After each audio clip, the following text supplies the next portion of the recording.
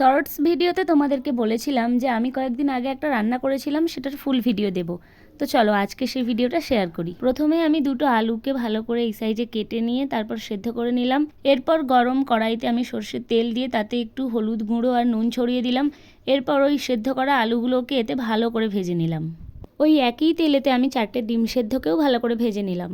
এরপর ওই কড়াইতে তেল দিয়ে তাতে আমি দিয়ে দিলাম দুটো তেজপাতা, কয়েকটা গোটা মশলা আর একটু গোটা জিরে। তারপর এগুলোকে একটু ভালো করে ভেজে নিয়ে আমি তাতে দিয়ে দিচ্ছি পেঁয়াজ কুচি, আর সেটাকে একটু নাড়াচাড়া করার পর এতে আমি দিয়ে দিচ্ছি আদা আর রসুন বাটা। এই সব কিছুকে একটু ভালো করে নেড়ে নিয়ে তাতে আমি মশলা অ্যাড করছি। প্রথমেই দিচ্ছি লঙ্কা গুঁড়ো, তারপর হলুদ গুঁড়ো, জিরে গুঁড়ো, গরম মশলা আর স্বাদ মতো নুন দিয়ে দিচ্ছি।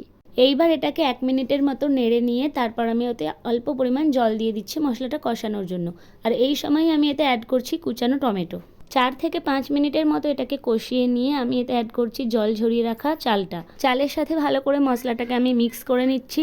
তারপর এতে দিয়ে দিচ্ছি ভেজে রাখা আলুটা। আর চাল নিয়েছিলাম আমি এখানে 3 বাটি, সেই জন্য আমি এখানে 6 বাটি জল ইউজ করছি। তারপর এটাকে আমি মিডিয়াম টু লো ফ্লেমে ততক্ষণ ফুটতে দেবো যতক্ষণ না পর্যন্ত জলটা শুকিয়ে যায়। এই সময় এতে আমি আরেকটু নুন আর 4টে কাঁচা লঙ্কা চিড়ে অ্যাড করে দিচ্ছি। তো দেখো এখানে জলটা শুকিয়ে গেছে আর ভাতটা অনেকটা হয়ে এসেছে। এতে আমি এবার ডিমগুলো অ্যাড করে দিচ্ছি। তারপর এই ভাতটাকে একদম ঝরঝরে বানানোর জন্য আমি আরও একটু সময় লো ফ্লেমে রেখে দেবো। তারপর ভাতটা যখনই ঝরঝরে হয়ে গেছে আমি দেখো এখানে গরম মশলা আর একটু ঘি অ্যাড করে দিয়েছি। তারপর আরেকটু ভালো করে সব কিছুকে মিক্স করে নিলেই আমাদের ডিম পোলাও রেডি। প্রথমবার ট্রাই করে এই খাবারটা কিন্তু আমি বেশ সুন্দর বানিয়েছিলাম। তোমরা কে কে বাড়িতে এই রেসিপিটা ট্রাই করতে চাও আমাকে অবশ্যই কমেন্ট করে জানিও। And see you in the next video. By.